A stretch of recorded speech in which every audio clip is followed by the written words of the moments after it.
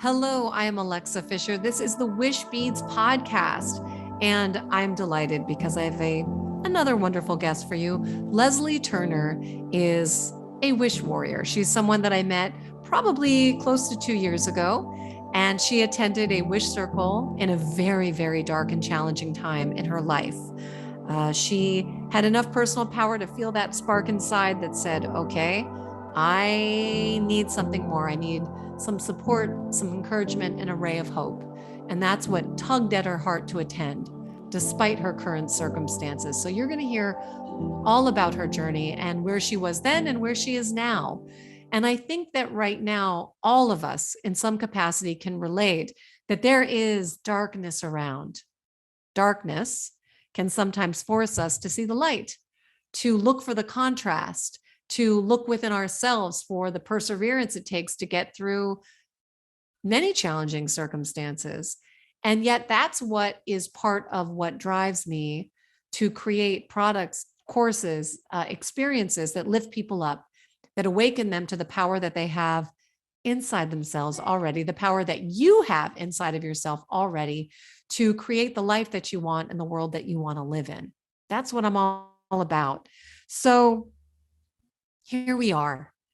This podcast is here to share with you real stories, true stories of people who have navigated challenges, who've created miracles, who have used wish beads, who have stories that hopefully will create a spark in your own life to believe in yourself and your own inner magic. So thanks for listening. If you love what you hear, do leave a review, share it with a friend, dive in and learn more. And wish beads are so much more than inspirational, intentional jewelry. They're really a transformation tool for you to tap into your awesomeness. So without further ado, here is Lesley Turner.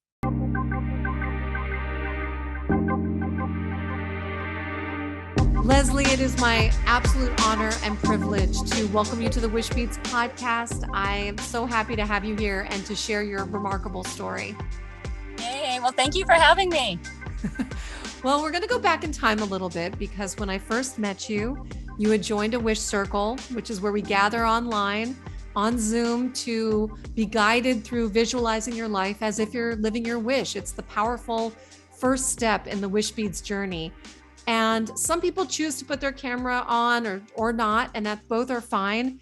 But and you had shown up, no camera on, but you were brave enough to share your experience and share a little bit of your story. And I remember feeling so awed and also very humbled by where you were. Your energy was heavy because you had just gone through, some trauma. And yet I was so proud of you for showing up, for connecting. So can you take us back sort of to your beginning with Wishbeads and that first wish circle and where you were in your life? Yeah. So my husband passed away. He took his life end of 2019. So just before the pandemic hit. I had actually, moved. I had a new job going back to California. We were in Las Vegas at the time, at our home there because my husband had a company there. And the pandemic hit. I ended up losing my job and they closed all the local chapters. I was an executive director for a nonprofit and having to return back to the house where he died, which was so hard. We have two children. Two daughters. They were 10 years old at the time. And having to go back to that house and with everything that had happened, we filed for bankruptcy. So I knew I was losing the house. It was a pandemic. We were completely isolated. I didn't have a job. And I just felt really hopeless and was in a very, very dark place.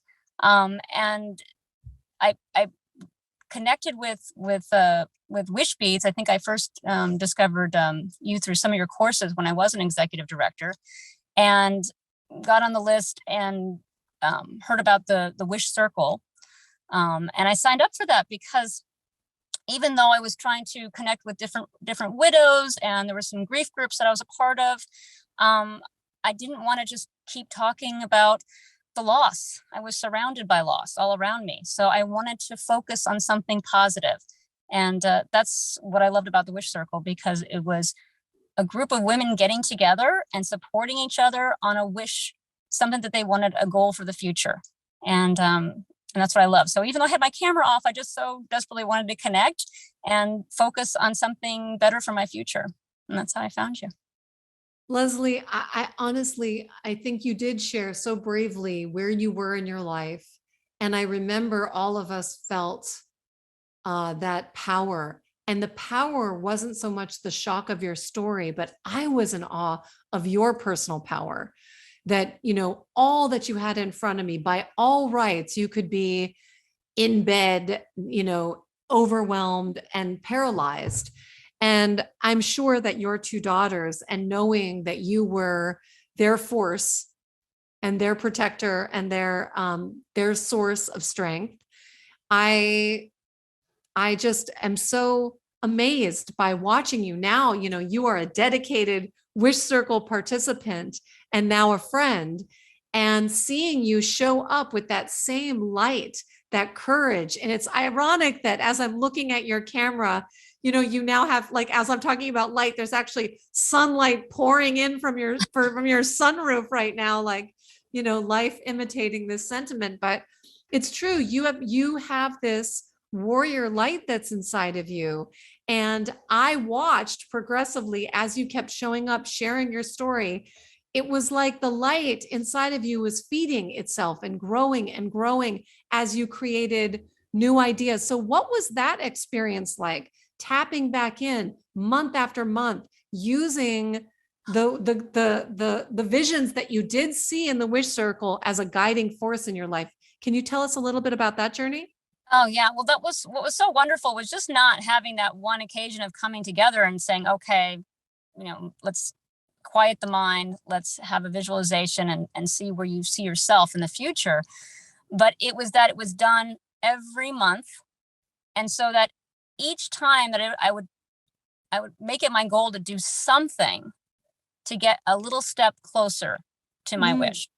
And so it was great, because then I started, as you'll remember, I started becoming more comfortable, and all of a sudden, each time, like, then the camera went off, and then I was, and then I was wanting to speak and share what my vision is and what I was doing, or what I had just done, to try to take that step closer. So that's what was also so helpful for me. It wasn't just being able to become clear on a vision and a wish for the future, but that being able to share it and feel that support every month was so important, especially then.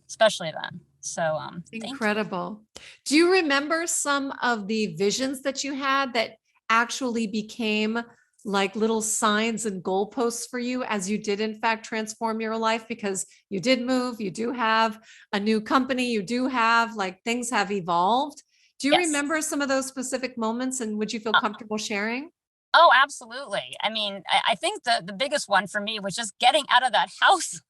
That was my goal. I was like, I need to get out of this house and start moving get my family out. And I mean, obviously, because of the pandemic, that took a little bit more time. But, once we were in 2021, everyone had their shots, and we were vaccinated, and I'm like, okay, let's do this. So it was in May of 2021. And my goal, the first time around, it was actually to come out to California. So the year prior, the goal was to get there by my 50th birthday.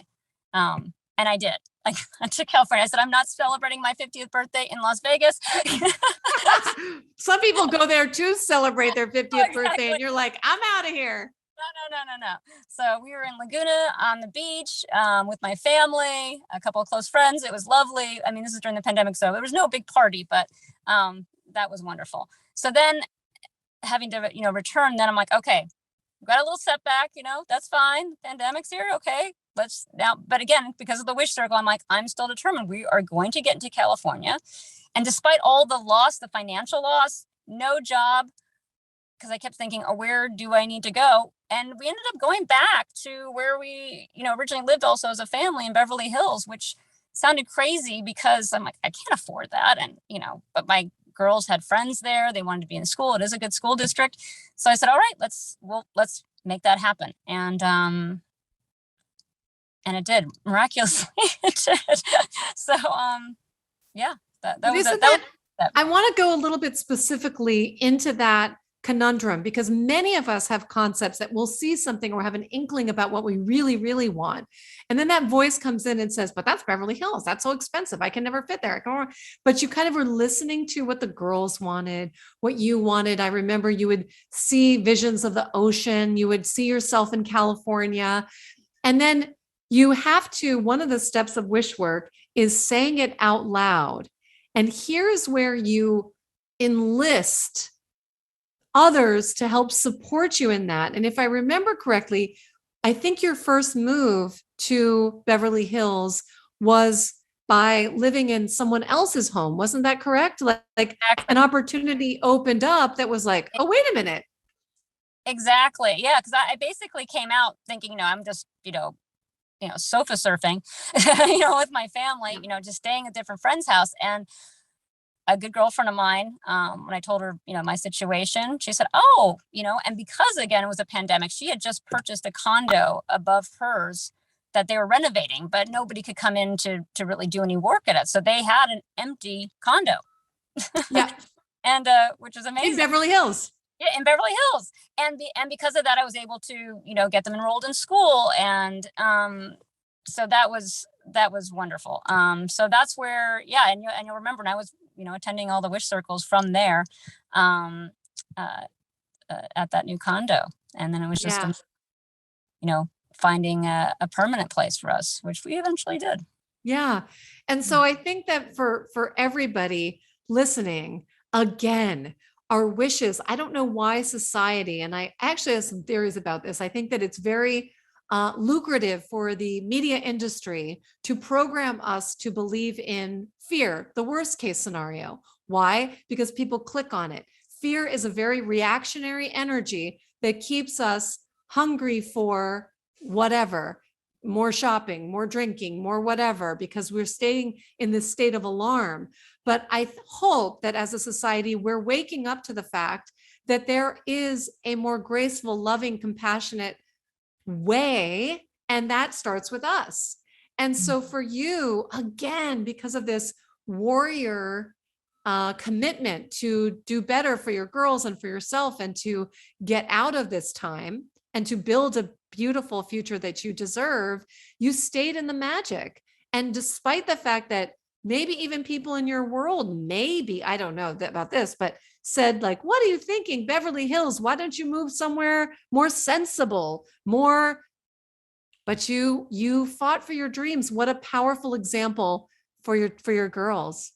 No, and that's absolutely something I learned, with you and through the Wish Circle, was not to let all those doubts and fears get in the way of your wish. So if that's where you want to live, say, yeah, that's what I see. That's what I can have happen. And don't try to figure out that path, because when you do that, that's when you get stuck, because then you're like, but that's not impossible, because I would need to get the job making this much money, and I have to do this first and do that first. But if you're just focused on the actual goal, things just start opening up.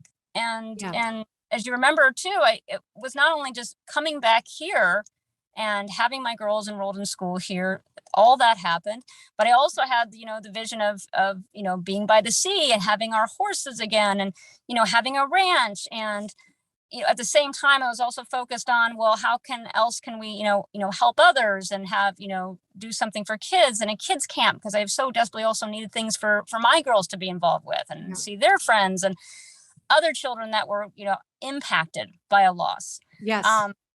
And because I looked at it broadly, and when I tried to actually figure out how I was going to do that, I just kept getting blocked, because I'm like, well, first I need to get the job, and then I need to really go maybe down south because it's a little bit more affordable. And then maybe I could and I'm trying to figure it all out, how I'm going to be able to afford this place. But when I started opening it up and just saying, this is just a place and this is what I want to do and work with others and work with other kids, all of a sudden I started talking to different nonprofits that said, oh, well, that might be something of interest that we could partner with you on, or maybe we could do this. So now it's kind of opening up where that can be an actual reality. I never in my wildest dreams would ever think that could actually happen. If I try to do it the route of, well, I have to work and try to, purchase property or do this, but if you're doing something with the goal also of helping others and how you're helping others, I think that also is something that is so powerful that it's no longer about you. It's no longer about, even your wish, but the wishes of others.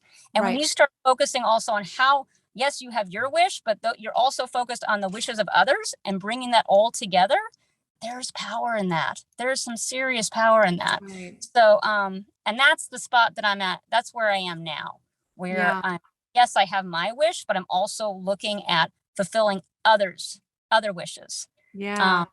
Isn't it so, it's so fascinating, Lesley. It makes me think that, especially as women, I can't speak for men because I'm not one. I haven't lived that experience. But when I think about how we navigate throughout the world, and especially like if, a career and mom and this and running a household and it feels like there's this engine that's like, I got to figure it out. I got to figure it out and do it and figure it out. And then when you step back and you, again, I'm teaching everything I'm learning myself. Come on.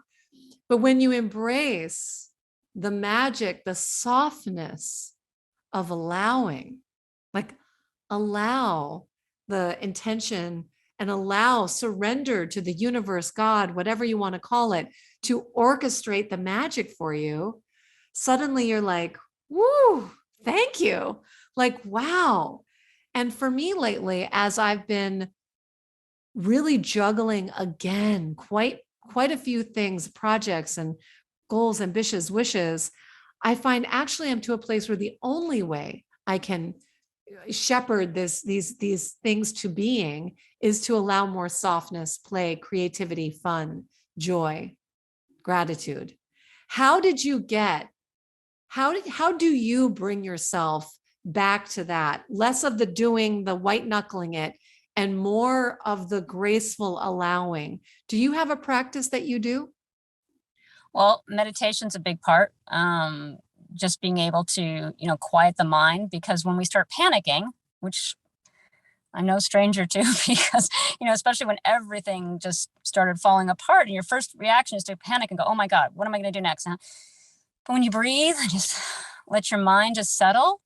And then, I'm also very much into, neuroscience. So just what happens to the brain, because your brain will just shut down. You can't make a decision. You can't be open to anything when you're panicking, nervous and, running around. But when you're calm and you can breathe and just focus on what it is that your goal is, then yes, it just starts opening up to you. So that would probably be my biggest practice. And obviously, that's, directly connected to what the Wishcircle is, and doing that with others too.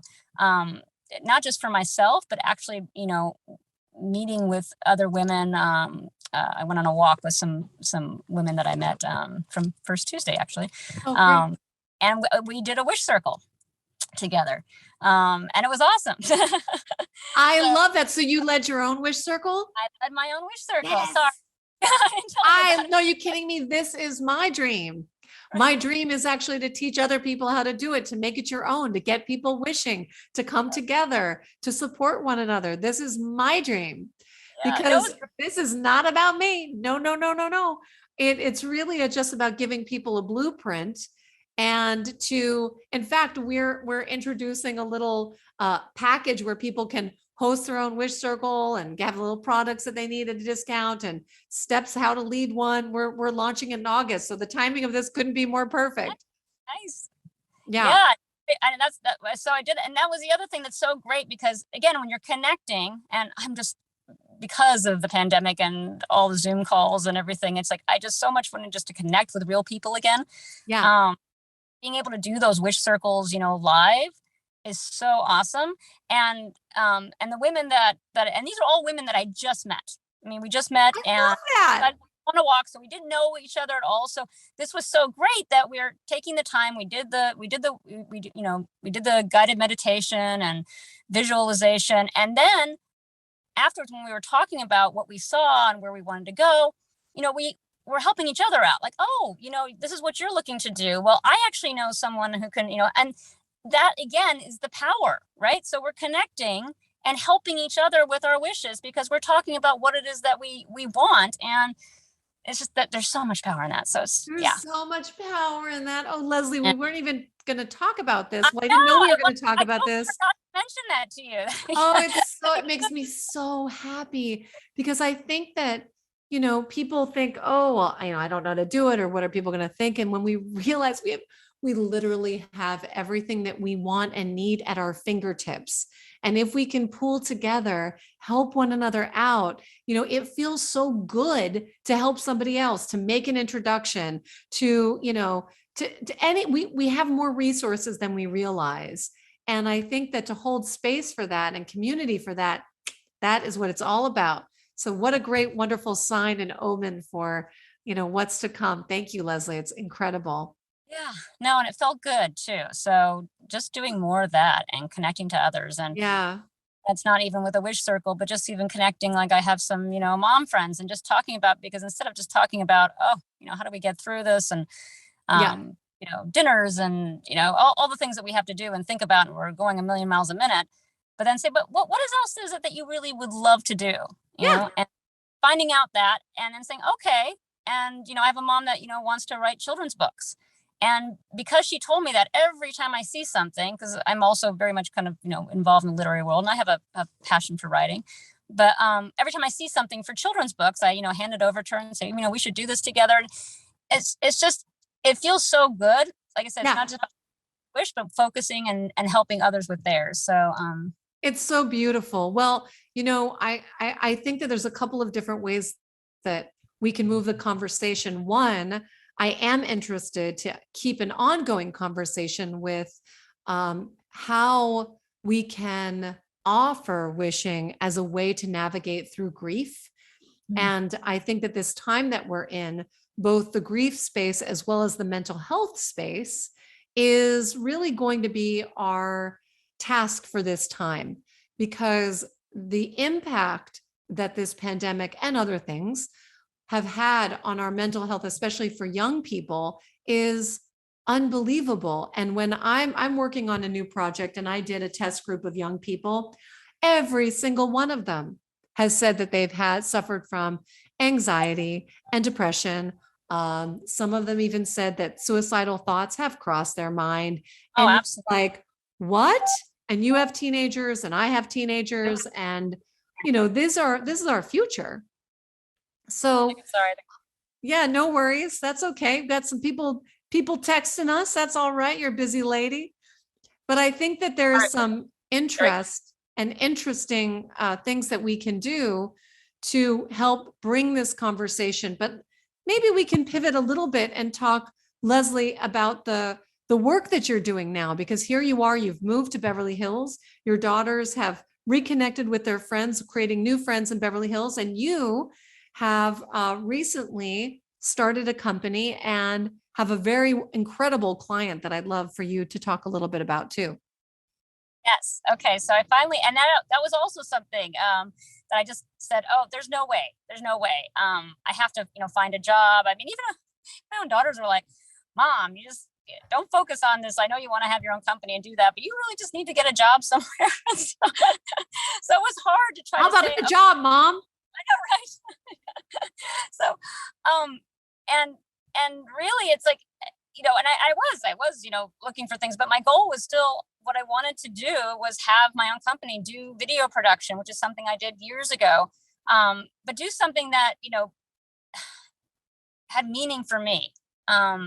And that's why I wanted to work with nonprofits. So, 20 years ago, I'd started my own company, and I was doing commercials and international distribution. I was doing direct response commercials for the entertainment industry.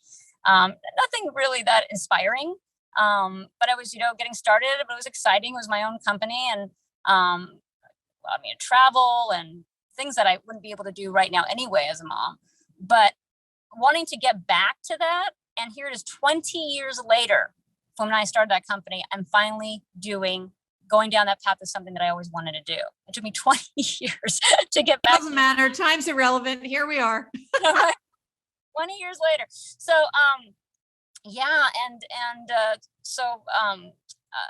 what really started it was, I started this year, and after there was that amazing, we did a Wishcircle and with Justin Michael Williams. Yeah, yes. that was a great event. So inspiring way to start the new year. And it was at that point that I said, no, this is what I want. This is what I want. This is what I'm going to go after. And I just, with blinders on, said, this is what I'm going to do.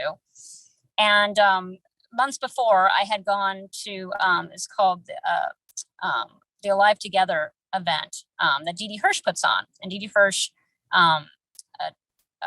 does, their focus is on mental health and mental health for adults, families, everyone. And especially also erasing the stigma from those that have, died from suicide. So I was already very familiar with Dee Dee Hirsch, and I was a part of the Alive Together event, honoring my husband. And it was at that point that I met, someone from their development team. And then, months later, we had a meeting with the CEO at the time. And I just said, look, I really just want to be a part of your organization. I actually I absolutely love what you do. And I would just like to be a part of it. And they said, well, you're looking at your resume and you seem to have a lot of video. Why don't you, do a video for us? We have our 80th anniversary coming up. So that's what started it. So they became actually my first official client. So, and it's been so amazing working with them because I've learned so much more about what the organization does. And a big part of that was they just recently acquired Teen Line, which it's teenagers helping teenagers with mental health crises. So a teen calls up and they get to speak to another teen that's also either gone through similar experiences or they just get it. And this is something that I'd actually been wanting to see happen for a long time, and knowing and just discovering that Teen Line exists. And now it's about getting, amplifying all of our voices to get more outreach so that more people can hear about it. So now that they're with Dee Dee Hirsch, I think that's going to happen. But it's also something that I personally have a passion for. And that's just kind of amplifying everyone's voices so that they understand what the resources are out there to help them. Because that's, at the end of the day, that's what we need. We need the resources, and we just don't know what they are. So I want to be a really big part of the outreach and making sure that teens and kids understand what's out there for them, what they can do. And I can completely see that now that you're making videos for Dee Dee Hirsch, it's just a matter of time before you're making videos and telling the stories of teens helping teens. And it's all coming full circle with your daughters who are also in that place of being teen girls and coming out of this lived experience. It's astonishing that, because I'm your age, and you can look back on your journey and start to connect the dots in a very different way than when you're in your 20s or early 30s and you're building, right? And I remember having so much anxiety then. Oh, I want to do all this. How am I going to do this? How am I going to do this? But it's important to stand, no matter what age you're in, and to look back, not from a place of comparing, but a place of curiosity and saying, oh, now I know why that happened, which opened the door to this, let's say, horribly difficult experience, like the loss of a spouse to suicide. It can form you and shape your life story, but it is also building your powerful legacy that makes you who you are, and give a sense of purpose. So, there's two ways you can go about it when a tragedy, hits. You can just buckle down and put the sheets over your head and just, be depressed, which I was there. Absolutely. It's part of the experience. Yeah. And it's part of the grief process too. But then you say, okay, then you start finding, okay, how can I put meaning and purpose from this experience? how can I help others from my experience? And that's where I'm at now. I want to be able to take my experience and not, like I said, it's not even about sharing my personal story, but helping others share their story as well. And so it's about amplifying all the voices to make change. And that change is everything from like outreach to be able to connect with the right resources, the right nonprofits and where to go, to actual policy changes. That's another thing that's really important to me, is because there's a lot of policy changes that need to happen. And I won't go into all that right now, but it's something that's very personal to me. Sure. That I want to be involved with, and being able to use it for videos. So next on that I'm looking at to do is a documentary on mental health.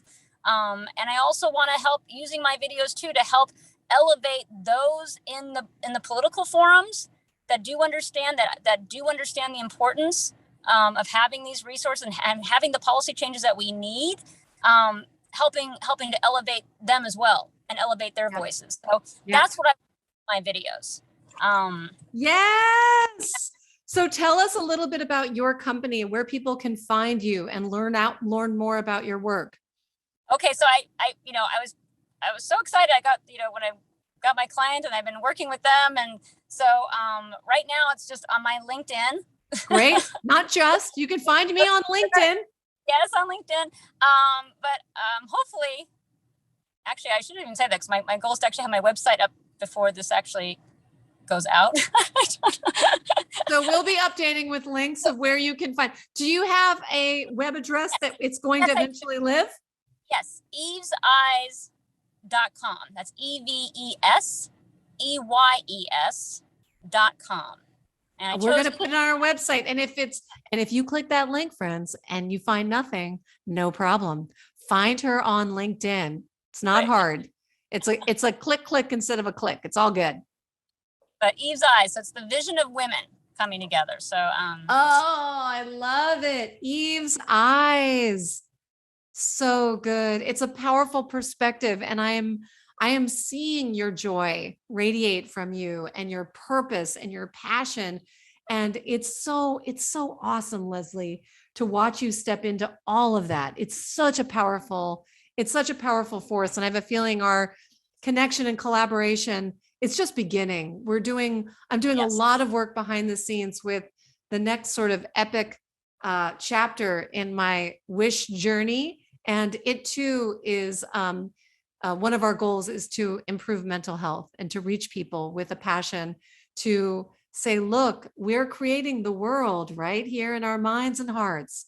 So if we can support people to navigate these times in a way with love, compassion, and resources, that's how we make a different world. Absolutely. And like I said, even I had no idea where to go for resources. So that's the other thing. And having some of these nonprofits too that I have discovered. I mean, there's so many great ones out there that deal with mental health and also with grief. I mean, Dee Hirsch across the board helps with mental health services. But there's also Experience Camp, which is, great for kids that have gone through grief, that have lost someone. There's a Mind Up, which is Goldie Hawn's. Is amazing, because that's all about teaching kids at a young age how their brain works and using meditation and how to control their feelings. Awesome. I love it. I've long been a fan of that program, and certainly of Goldie Hawn herself. Yes. And it would be a really neat collaboration to see if we can do something together. But it's true. I am so fascinated by the brain chemistry, and I'm reading an old book, but it's new to me, called The Biology of Belief. And so science is moving in the direction of really understanding how we are changing on a cellular level simply by what we believe, the environment we're creating around us. So that's our mental environment, our physical environment. But when you recognize that you can change your environment to a certain extent, your mental environment, your physical environment, that changes the chemistry of your body. And that's a big part of your overall holistic health. So I'm curious about that, and looking to do more research or partner with research organizations who are studying this. No, it is. It's fascinating. And as I said, that's a big goal for me as well, is connecting with other, on just to learn more on the neuroscience and the effects of the brain and belief and how we control all of this. Because we're much more powerful than we think we are. Absolutely. Absolutely. And of course, we're going to include all of the links to the resources that Lesley mentioned.